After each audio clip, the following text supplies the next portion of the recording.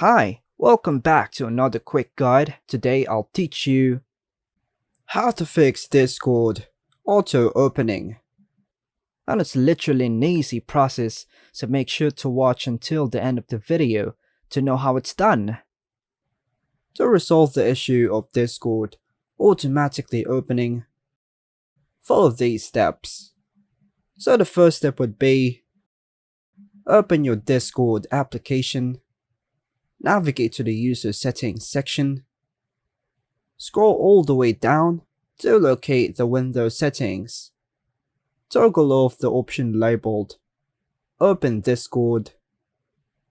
Now, by disabling this option, you can prevent Discord from automatically opening when you start your PC. And that's all for now, folks. Hope you like and subscribe. Thank you.